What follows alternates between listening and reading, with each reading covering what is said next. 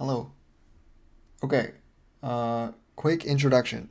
I'm making a movement shooter where if you put Mario from Super Mario 64 and Doomfist, if you fuse them into one character, this is how they would play. I did a.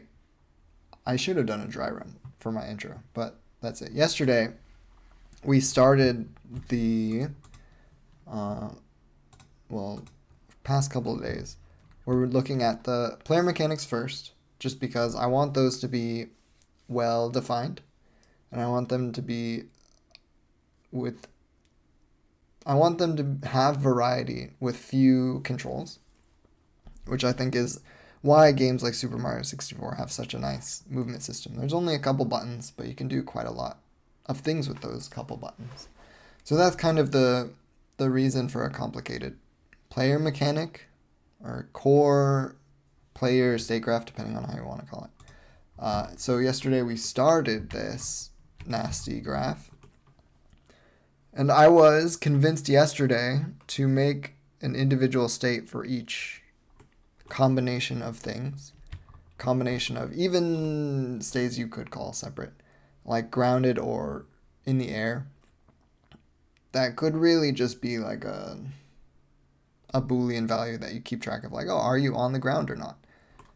But I wanted to kind of have the Cartesian product of all of these different variables just to kind of explore the state graph a little bit, which got kind of nasty. And this is not even done. There's still missing. There's like a stupid shortcut where I just put states here. So, okay. I think that's the part where I decided this morning, like, okay, this is silly. I did find some edge cases which with the movements that I had planned, so I think it was valuable nonetheless. But it's time to take some sneaky little shortcuts and separate them. So, well, maybe don't do that yet. The kind of goal today, and it's going to be somewhat short because I only have an hour or so before I have to be somewhere, is try and decompose this nasty big graph into several smaller graphs where there aren't any like mutually exclusive states. That's the goal. Because part of the reason I didn't start with making a state, individual state graphs for different parts of the controller, were because I didn't want to end up with undefined like combinations of states, like where maybe you could be sliding on the ground but also doing an uppercut. Like the physics of that don't really make sense. And also like there could have been a combination of inputs that would get you there. And so this was an attempt to define essentially every state and every input and kind of where that would leave the player, which I don't regret doing. But it's time to move on and just accept that sometimes you'll have unexpected states. So this will be not just a terrible font. This will be like the hands. I kind of went real fast, but the primary mechanism for the player to attack things and just generally interact with the world will be punching stuff and or grabbing stuff. So those are our primary and secondary buttons is punch and grab and or dive. Right, hold on. So there will be some interactions between the two. Like when you dive, you're not going to be able to punch. When you dive, you can dive into an enemy and then grab a part of them, and then you'll be holding like a chunk of them. The enemies in the game are going to be like a crystal themed, so you're holding a big shard of crystal when you dive into them and break them into a bunch of little pieces. And so that was kind of where we left off yesterday. Is most of this graph is filled except for the primary like punching parts. But there's this like sneaky other entire half of the graph that is defining what happens when you're actually holding something and not just empty-handed. So this whole half of the graph is, oh, you're empty-handed. What happens when you press punch and you're empty-handed? Or like, what happens when you press dive when you're empty-handed? So there's like a whole other half that's like, oh, what happens if you press dive if you have something in your hand? And that was like, okay, my brain was too fried yesterday at the end to do that. But now we'll have to do that today. So we'll just work on the punching state machine first, because for the most part, it will be separate from the other state graph. The only exceptions will be there is an aerial punch that's different if you're looking downward, and then you cannot punch when you're diving. But I think those are the main interactions. There are some, oh my goodness. I will be using Godot to make it. Won't get into the actual engine today, but main mechanics, the main inspirations were like Doomfist from Overwatch, which is super mobile but kind of fixed movement, and then Super Mario 64. They've got a great movement controller, but it is third person, so it's kind of like if you had to make Mario into a first person controller, how would you do that? And then if you could make him like a Olympic level boxer, like what would that look like? So that's the goal. We'll see what happens when we get there. So we're just gonna redo this because punch. I think doing left and right punches, because you've got two hands, you can punch with either. Handling the cooldowns between left and right, I think we can just do during code and not have individual states for. The plan was to have, when you click, you'll just punch with whatever hand is available, prioritizing the right. And then if you click again while that one's on cooldown, then you'll use your other hand. And if you click while both are on cooldown, nothing happens. So that's the idea. So this, I think you can just kind of box this up into a one punch state, no pun intended, and call it like that. So you can either punch just by clicking, or you can punch and then hold it to charge it up. Is it going to be single player? Yes. Actually, that's like a pretty good summary. Platformer is, I think, the closest to it. Movement shooter and platformer are, I would say, more similar than different, but that might be a hot take.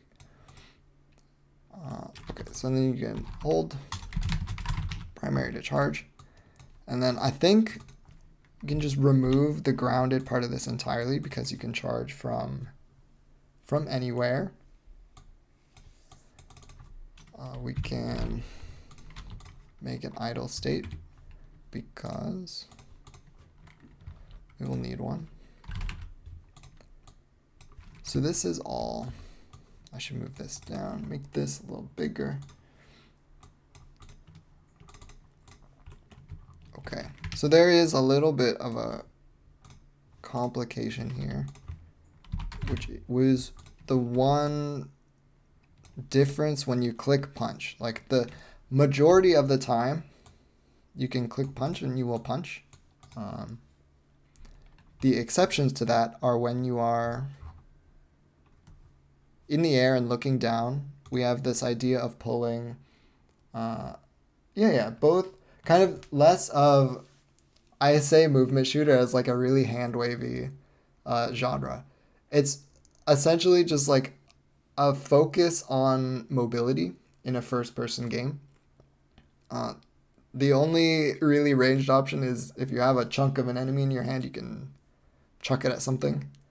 but I'm not planning to put any guns, at least at this point. I imagine there could be other ranged options, but the focus is on like a high mobility, like a high skill ceiling kind of game where you watch someone really good at it and you're like, wow, that's crazy. How do they go so fast? How do they do so much? That's the goal. So the exception, right? Okay. So what you can do in the air differs from the ground, and the normal punches are the same. But the one exception is, I don't actually know if I have a image for this, but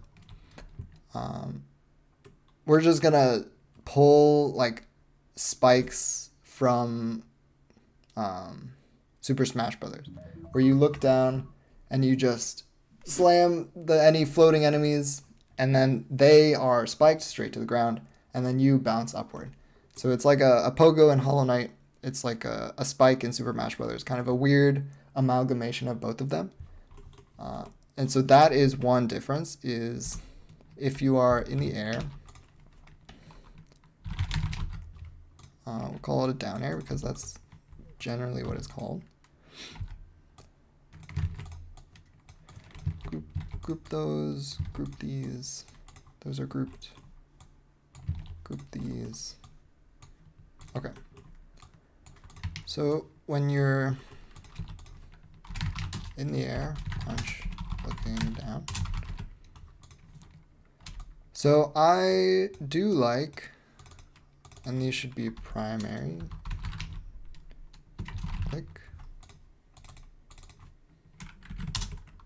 Primary. So after, this is kind of the last thing I wanted to do before doing prototypes. Top 5 movement shooters. I don't know that I could name 5 right now. Just because my brain is capped now that I'm streaming. It's a kind of a fun experience where your memory is just shot whenever you're being filmed. But of the ones that I've played the most and that I can remember in this moment, Team Fortress 2 was like a big time sink. Titanfall 2 had some fun movement. There were some other games that I can remember playing, but I could not tell you the name of. So we'll just have to roll with that. I never played Neon White, but it looked very fun. And it probably is more similar to this than those other 2 games. So this one, I think there's actually 2 parts to this. The down air is going to be a little different from the normal punch, in that, kind of like in Smash, I would say I'm definitely more on the programmer side. I do have an actual career of being a programmer, but it did not appeal to me much. But I've been designing more in the more recent, I could suppose, years.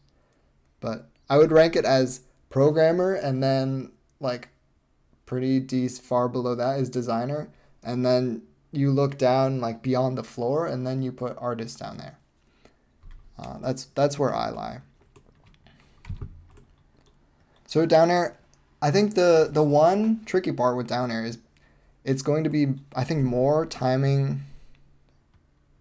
vulnerable to timing mistakes than punches are, because punches, you can punch pretty quick if you're just throwing fists out, but when you are going to do like a big down smash, there's kind of both a wind up time and like an animation when you actually do it. So missing it puts you in more of a predicament than missing normal punches.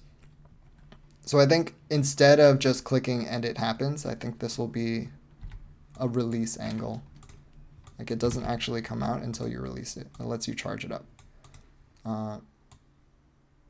Again, pulling from like a Smash game, you can just charge your down air until you're in the right spot, and then you release it, and then, maybe something explodes. I don't know. So this will put you back into, we'll just make a new one. Group these, put an arrow to you. And then we can put an arrow from you to you. Okay. release primary. And then after your down arrow, you will be, this should be blue. We have a legend somewhere. White is like somewhat of player input based, and then blue is something that happens automatically that the player doesn't necessarily control. Okay. So there were more kind of, let's see, anything else? I'm also ignoring in the state graph kind of anything that an enemy can do to you. Like a lot of games use like hit stun, or some enemy attacks you and kind of interrupts what you're doing and puts you in like a normal state. And so I'm just going to ignore that from this state graph for now, because I think that'll complicate things. And I suspect, I hope it will, I'll just get to say like, oh, we'll just cut off whatever animation is happening and put you back into every idle state on the state graph. And then it'll just work, but I don't know. Specialize in, it's kind of hard to say. I did a lot. I did front end, I did kind of database schema work. I did kind of larger systems programming.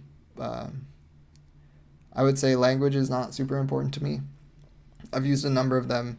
When I had a job, I was using like several languages just because we covered a lot of stuff. Our team wasn't super big, so everyone had to wear a couple of hats. But I would say I wouldn't have a specialty, really. Okay. Let's see, what's primary click punching? There's actually more here, because you can't, yeah, okay. So this is where having multiple state graphs gets a little awkward, because this is not the only condition. You actually, oh, what the heck? You can put a bullet point here.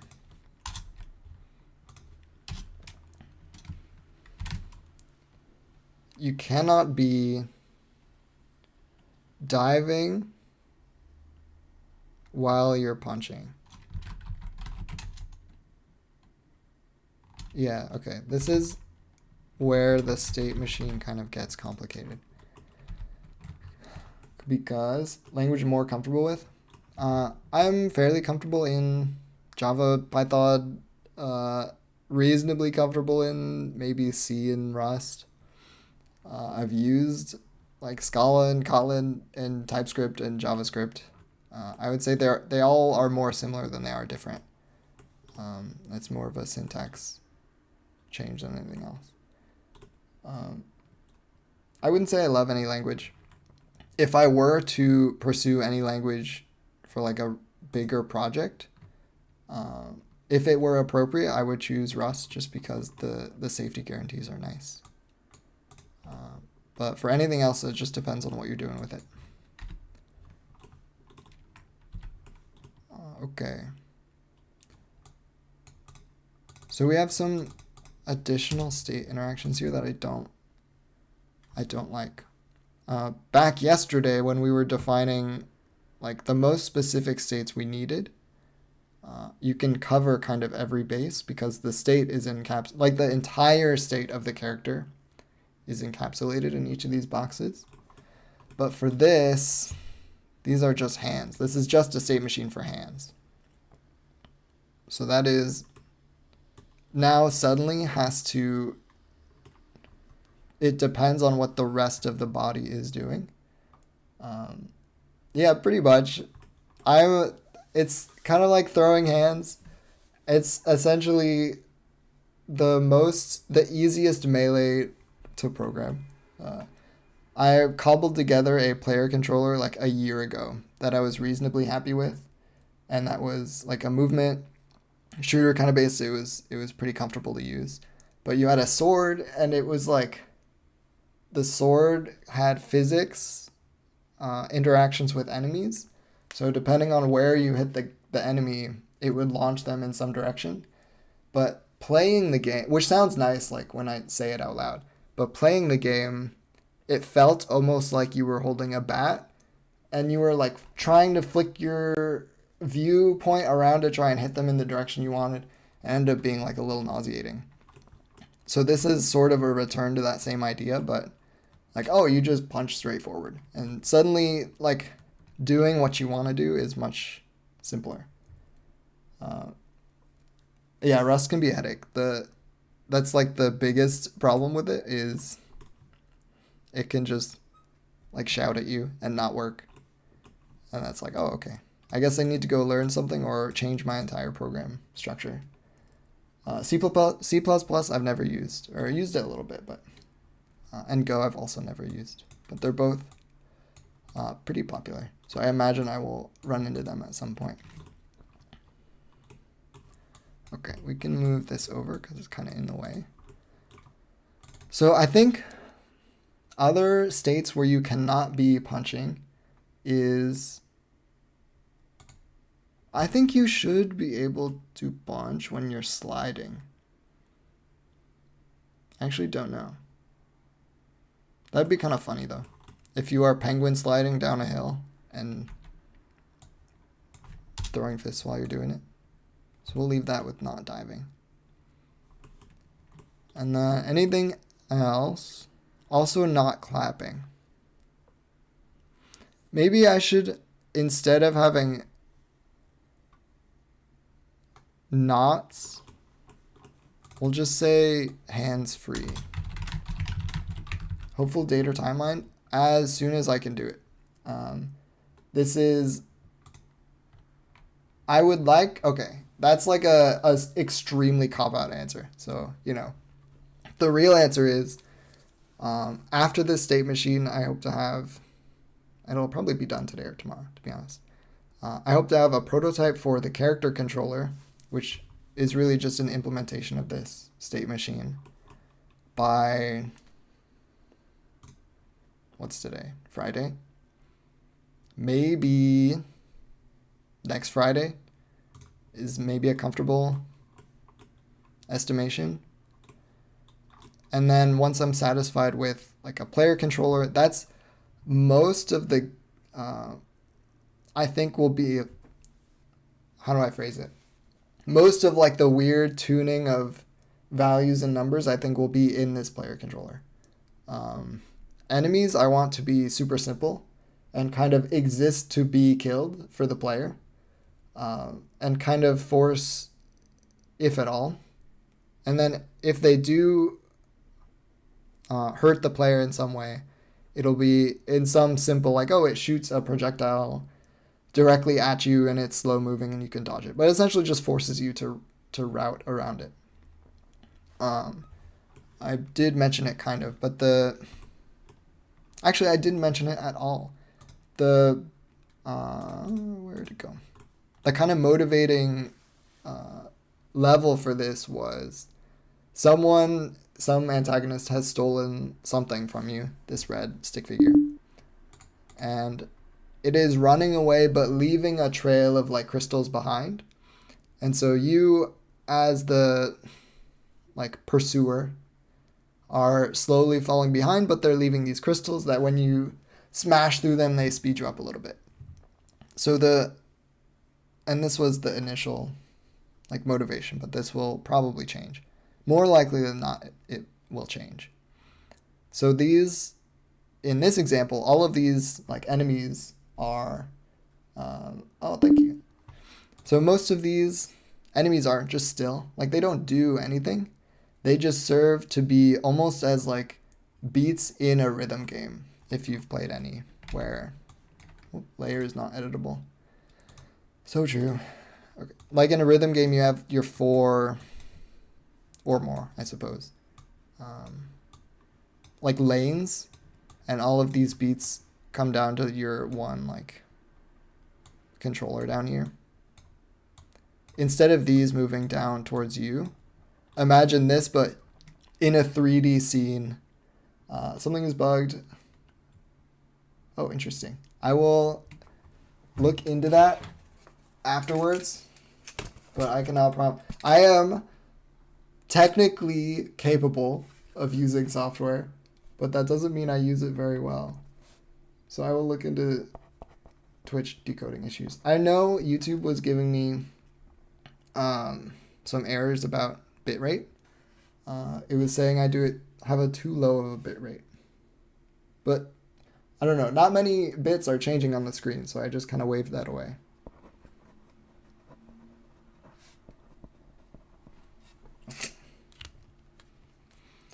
And then language in Godot, it'll be GDScript.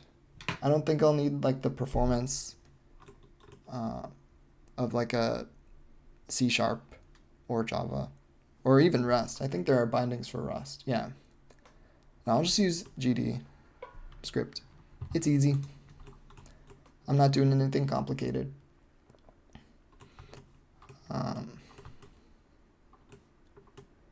Okay, so enemies are mostly stupid. They don't really do much. So I don't remember the context for that thread of conversation, unfortunately. So right, okay. Primary click when hands are free. So I don't know how I will define that yet. But we'll get there. Also, I don't have music playing, and there are people here, which is surprising to me. So I do apologize for that. My kind of motivation for streaming is like, it's kind of like sitting in a coffee shop and working, in the sense that it just like forces you to kind of hold yourself accountable. And so having music is something I would like, but also not super important. And I'm pretty sure if I do play music, it's so much more likely that I will just like sit here and listen to the music because I just enjoy listening to music. Working on, I've never actually used Unreal Engine for any meaningful amount of time. I downloaded it in high school, so that was a number of years I'm not willing to share yet ago, but quite a long time. And it was kind of a lot. I don't know. I wasn't a super fan of it. So this will be charge punch. And that. Yeah, I will try to figure out why Twitch is being weird on the player. It's almost certainly something on my end, but I'll look at it. Okay, thank you. Favorite band? Don't know. I am terrible with music. I am kind of like the simple person where I just listen to the radio in my car. And then whatever comes on, I'm like, oh man, this is a great song. I love this song. But you hear, and by you I mean me, I hear opinions of people that are like, man, the stuff on the radio is so bad. And I'm just sitting there like, man, I love this song. So I think I will just maintain that kind of naivete for the rest of my life where it's like, oh, I just enjoy this. And then I can just be happy, which is kind of a hard thing to find. Okay, but for music that I could do on stream, it would have to be some royalty-free track that I could listen to for hours and hours and hours and not go literally insane. So it kind of narrows the list. Okay, so there's more you can do with... You know what? Maybe I should put grabbing in this state machine as well. That might make this easier. Yeah, I think that would make this a lot easier. Okay. Because then you can put... Okay, we're going to have to move this whole thing.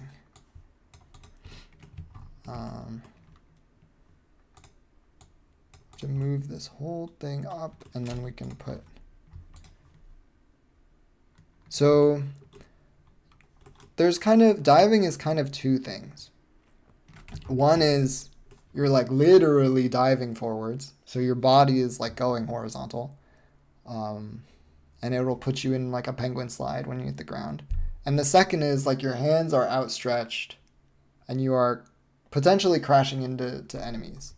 So I think we can kind of split that out into like your body being sideways and hitting the ground and so on.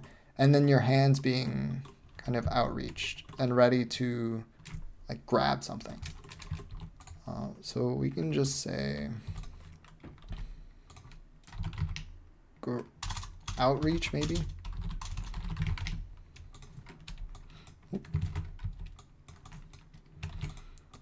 And then, oh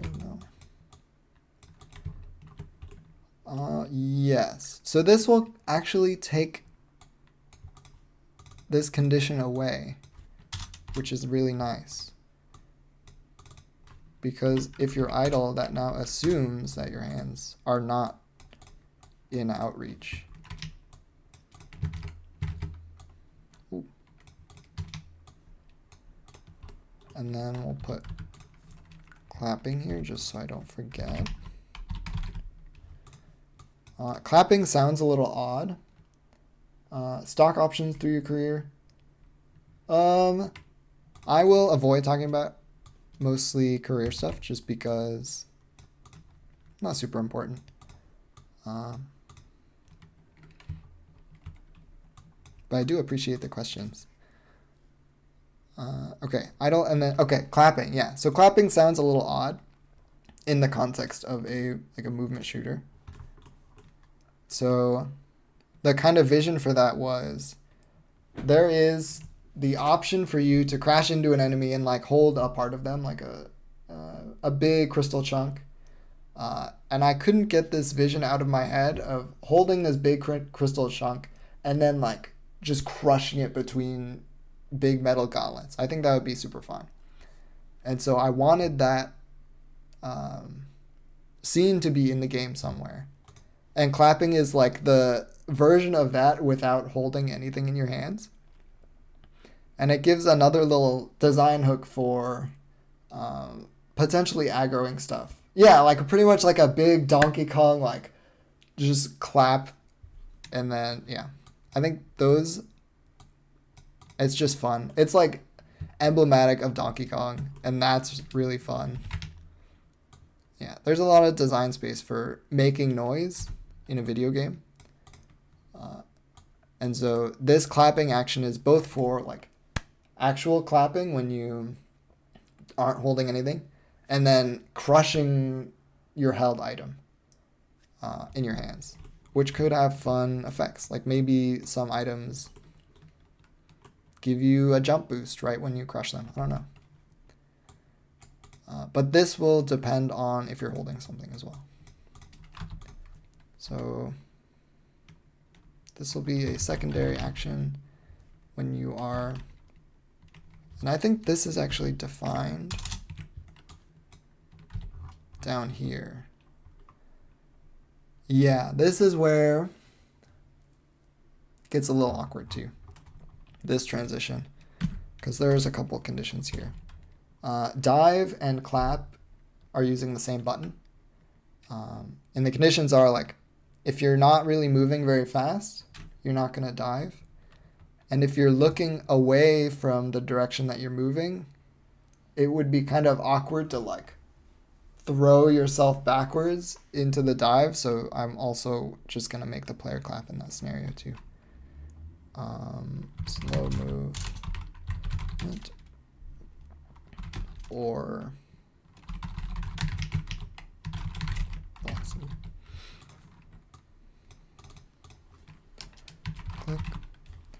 And then I think that covers in air as well. Yeah, I think so. Okay. I am comfortable with that.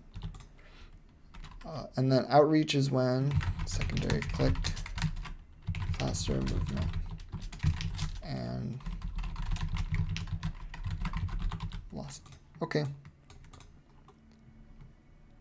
And then these are go back to idle.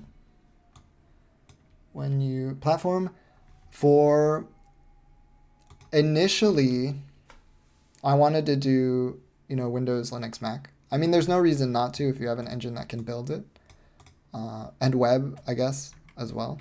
Pretty much anything that can use a keyboard, mouse, or controller. Like, why not? If the game engine can build for it, like, I don't see why I wouldn't. But there's some asterisks on that, which is, like, Godot has some rendering modes that are not web compatible, I don't think. But it gives you more options for, like, visual, like the visuals of your game. Just better rendering options. But at the same time, I don't know if I can use the better rendering options just because I'm not particularly art experienced. Outreach. And then there's another asterisk that's like, I think you have to, one, I don't own a Mac, so I don't think I can even build a Mac build. And two, I don't know if this is true. I might be spreading misinformation on the internet. I think you have to pay, even if you're releasing on Steam, for like Apple's notarization or signing or something. But again, I don't know. So the real answer to your question is probably Windows, Linux, web. And if it does well, then like if I actually sell copies and if it's like worth the money to make a Mac build, then I'll make a Mac build. But otherwise, I don't see a reason. Specifically to pay the money to do it. I would like the most people to be able to play my game as possible, but it costs money. Yeah, so I will probably roll with compatible. This is fine. Release secondary. Okay. There is more here. There is a throw.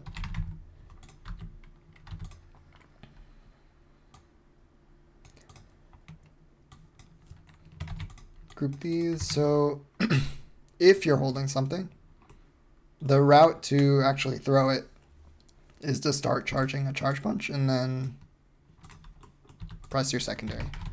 So the charge is kind of doing multiple things, which I think is okay.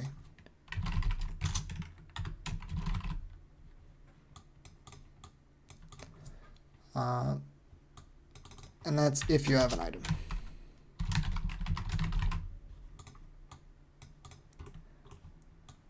And then this will take you back to, all the way back to idle, I think.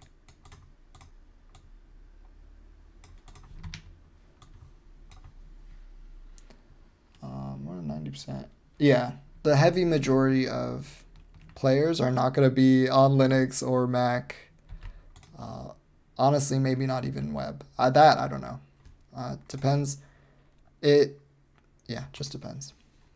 I'm expecting most of the players to be Windows native players, which is okay. I do have a laptop on Windows, so I should be able to test it and build it. And then this should be blue. Yes, okay. That'll take you... This is... I don't know if that's still true, but... Put you here. Gonna put another arrow here. Okay.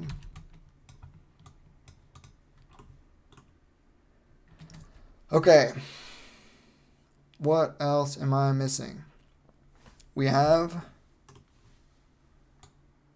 have any held item things yet.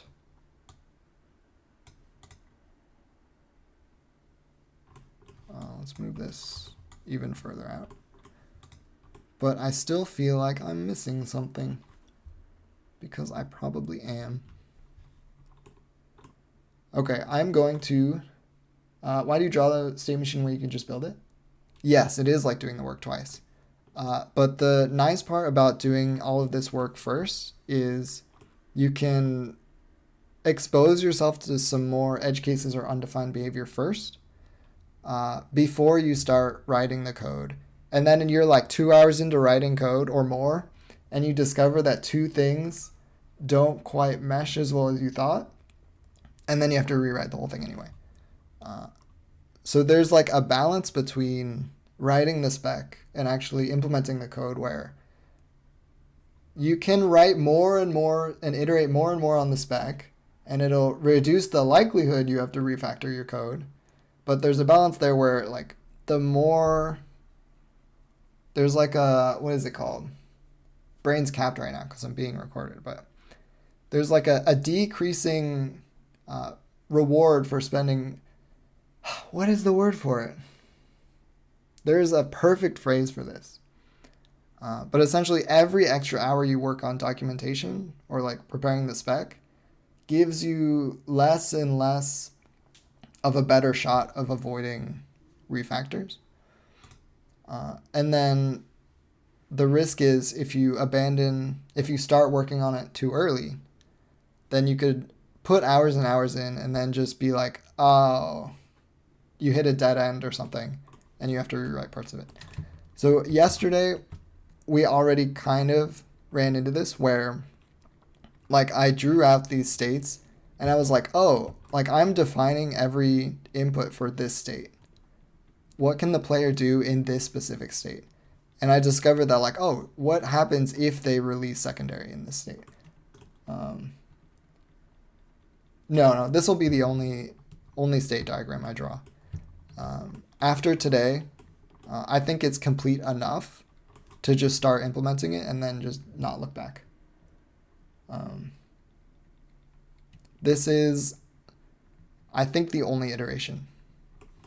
I guess you could call it, like, this technically is a second iteration if you want to call it that, but no, this will be the only state diagram I draw. At least for the player. There will probably be state diagrams for more complicated enemies or AI. I can imagine that. Like boss behavior will go through a state diagram as well. It's kind of like bridging the gap between your imagination, which is like as much as I would like to think I can visualize this clearly, like it's no idea I've ever held in my head has ever been clear. And I only realize that once I start writing it down. And then I'm like, oh, wait, I'm missing a bunch of stuff. Like my brain loves to just convince itself that I'm imagining something clearly. But it's almost never the case.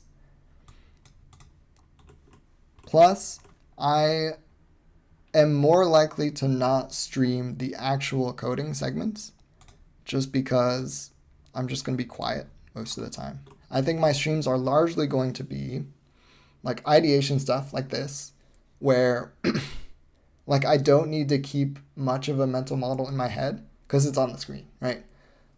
Interruptions are fairly low cost. So answering questions, like bouncing ideas off with chat. Those are all things that if I were deep in the weeds of programming, like I would not really want that engagement because it's hard to regain the focus and the mental, like your whole mental model with those sorts of interruptions. So streaming is mostly going to be like ideations and then like reviewing builds and like looking at game feel. I think that will be the most productive stream topics for me. And then just the fact that I have somewhere to be with something to show will kind of put the pressure on my brain to be like, oh, no, you can't just like go brain dead and watch YouTube for 12 hours. You need to have something for tomorrow when you stream. You need to have something done. It's kind of like if you were in school and you had to give a short presentation on something every day.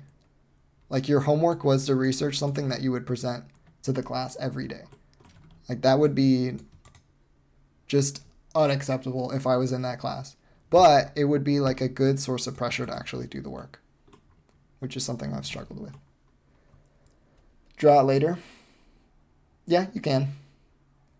It just depends. Personal preference mostly. Especially if you are like prototyping first. Again, it depends. Some prototypes are, you can just label them correct when they're actually correct. Like if you're writing a service to like take in messages, transform them in some way, and then output them in some way, or trigger some other system, like there's a real case to actually write tests to end-to-end test that system. And then you can prototype it, and then the code will just tell you that it's correct. You can actually label it as functionally correct. But with video games, and this is something I have struggled with in the past, like, there is no answer. Like, there's just no answer. Like, all of this stuff on the screen, it's just like my best idea to what I think would be fun. And so the prototype is less of, there will never be a point when I can call the prototype code correct. It will never be like, quote unquote, working properly.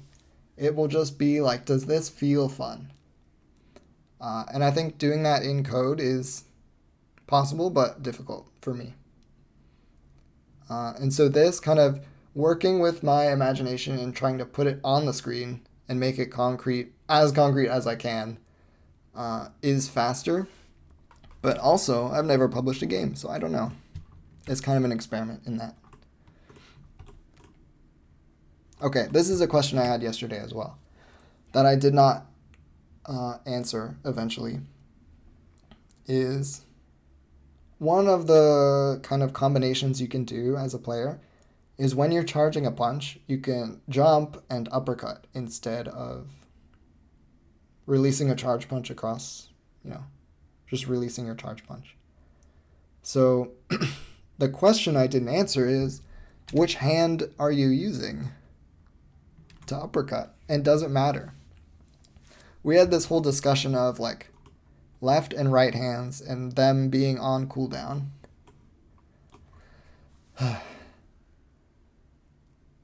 And so this is where I have to think a little bit. Because it also interacts with when you're holding something. Because if you're holding something, your left hand will be kind of occupied. Yeah, a state machine does. If I were to make like a complete state machine fully defined for the game feel I want, I think it would take me like weeks to do. So this is like, this state machine has question marks in it right now. It might even have question marks in it when I call it done. But that's okay. Because I really am kind of doing this as like a sanity check on my imagination. Is like a good way to sum it up. Because I can imagine all these game mechanics. I can think to myself like, oh man, it would be so cool if you were like Doomfist and you could do an uppercut. And then you could punch with your left hand and then your right hand. And then you could grab things. But there's kind of a large distance between that and something that would work. Not in the sense that it would be fun, but it would just like be possible. So this is bridging that. Okay. I think this should be still have a charge time. Maybe fewer. And then the cooldown is that if this is greater than the cooldown for a punch, then it'll guarantee your right hand is always available. Okay, that kind of answers. Okay, that just makes it easy then. So this will always be right hand because the charge time will guarantee it.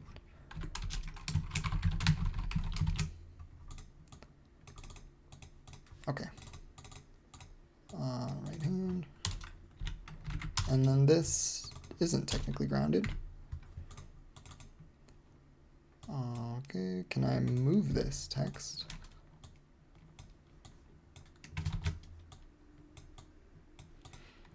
Process, yeah.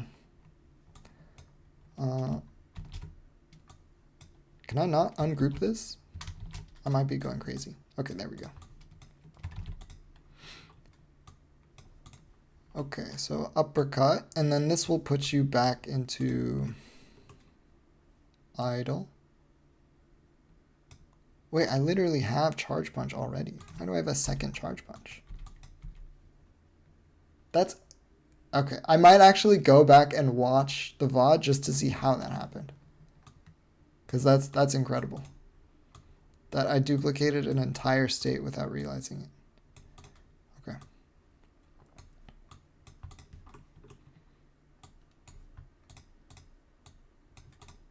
That's also part of the reason I'm planning to do most of the programming off stream, is because like little slips like that in a diagram are like, you know, whatever. But like putting essentially streaming will raise the odds I put bugs in my code by like, I don't want to make up a number, but it'll be like 10x, surely. Which I would prefer to not have 10 times as many bugs in my code. Okay. Okay, so you can do a couple things when you're charging. What happens if you hold charge forever? Can you hold charge forever? Or should it force you into an option? Or should it do something crazy? Like kind of like if you... Oh, there's no way I'm going to remember what this... Oh my god, is it called the Beggar's Bazooka? Dude. What is this? This is just a tab I have open. Okay. Let me see. Beggar's Bazooka. From Team Fortress 2. No way that's what it's called, right? Oh my god. Okay, so the kind of Beggar's Bazooka is a rocket launcher that lets you load 3 rockets into the tube, which, crazy. That's not really how that works. And then when you release fire, it'll fire all 3. Yeah, it is. It's hard to focus and talk about stuff, which is fine. I think I'll get better at it. Beggar's Bazooka, you click, you hold, you load 3 rockets into your rocket launcher, you release, and then it fires all 3 in like a short sequence, like poof, poof, poof. And so how they handled the like, oh, what if they just charge it forever, is when you load another, like a 4th rocket into your 3 rocket launcher, it just explodes in your hands. Like that 4th rocket detonates the rocket in your hands.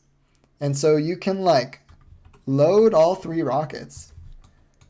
And then you can, so if you have 3 rockets in your rocket launcher, you can load a 4th and it'll detonate. And you can use that to rocket jump. Whoa. So you can explode the 4th one, and then it'll let you rocket jump, and then you can do it again. You can keep holding down the button and load more and more rockets into this full rocket launcher and just jump over and over again, which is pretty fun. And I think it's a pretty... Honestly, it's like the most fun version of the Mario Kart system where you hold your engine start too early and you just explode on the start line. I don't know how you would make that fun in Mario Kart, but anyway. So we could do that with charge. Like instead of just releasing a charge punch when the timer expires, you could just... Okay, maybe you don't explode, but what else could happen? I don't know. I think that's something I'll have to think about. Maybe I will put a little to-do here for when my brain isn't so occupied. Okay. This color for holding too long. How many hours do I have? I haven't played it in...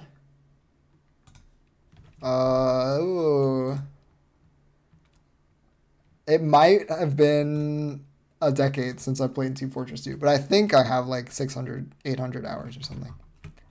Definitely sub 1,000. Holding too long, explode.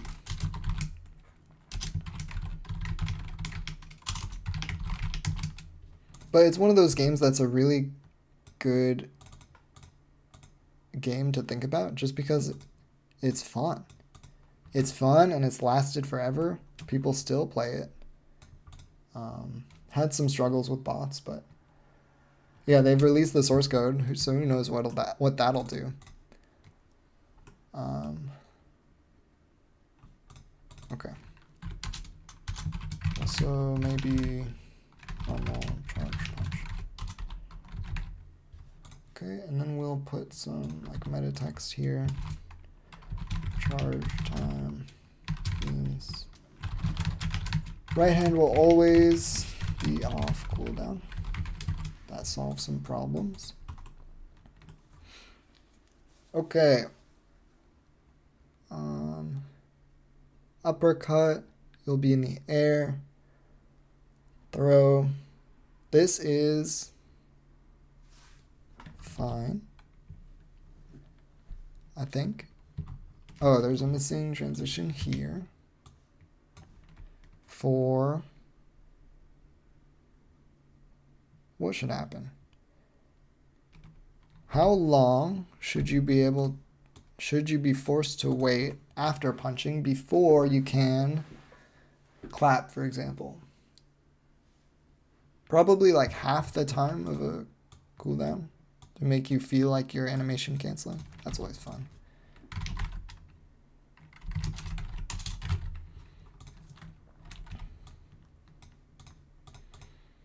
Okay, so every transition should have a transition back to idle. Draw. This is TL draw. I think it's a play on words of TLDR, a whiteboard, and actually I think that might just be the name of it. TLDR, a whiteboard. It's pretty nice. There are like multiplayer sessions. Like you can have multiple people editing the same document, which is pretty cool. But it's not like a full system diagramming software like Draw.io. Or at least I think it's Draw.io. There's another one I used to use at work that I don't remember the name of. It might have actually been Draw.io, but like a company internal version. Yes. I have even used a version of it. It's nice. But, I don't know. I didn't need anything fancy. Although looking at this, you could say like, look at these arrows. Wouldn't it be nicer if these arrows were managed for you? And to that I say like, yes, it would have been. But that's okay. Half the fun is beholding the spaghetti you've created and thinking to yourself, how could I have done this better? Okay. This is, oh, where did that go?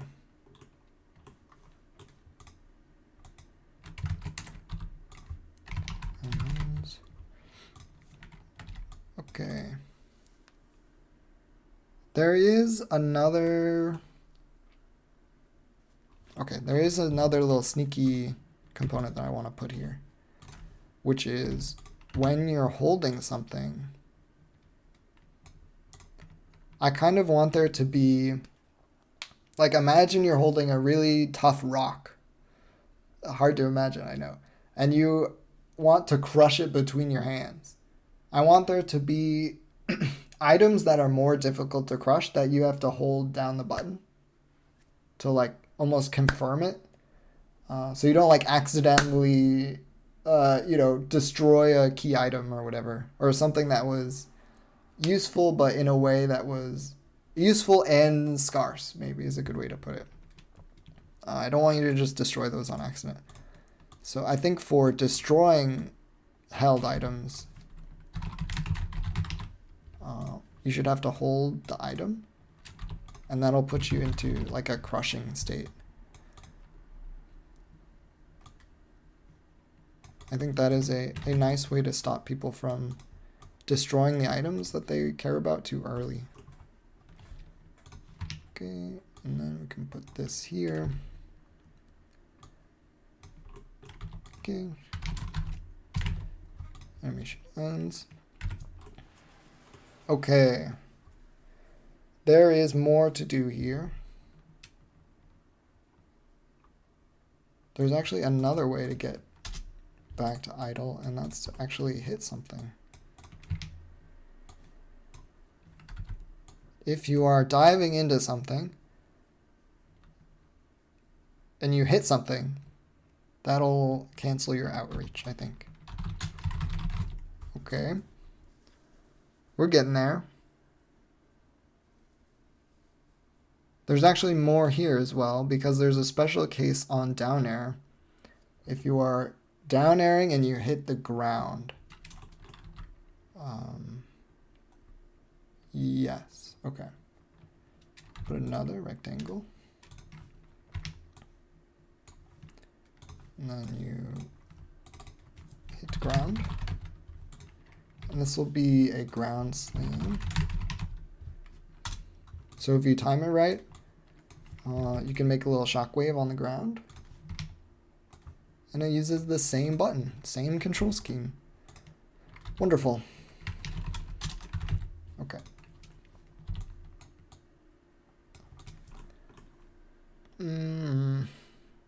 Outreach. Let's see. There might be more to think about for sliding. I will put a to do here.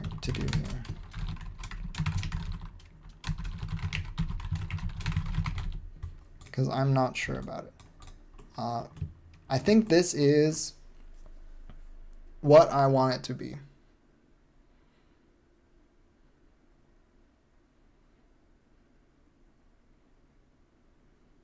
And there are transitions back to idle for every state, except for the to-do one at the top. Okay. This looks reasonable right now. I'm sure I'll think of some edge case later. And it is surprisingly unrelated to the other diagram, which is really nice. So I think I'll only end up with 2 diagrams, one for like the status of your hands and one for the status of your body. And there will be like hopefully minimal interaction between them. Okay, I think I will call it there for today because I've got somewhere to be. I think my brain has run out of easily available topics. So thanks for being here. Follow if you like. Thanks for watching if you did. Thanks for listening if you didn't. And yeah, that's it for me. I'll be back presumably tomorrow, but who knows. Okay, I need an ending screen, so I'll go back to the starting screen.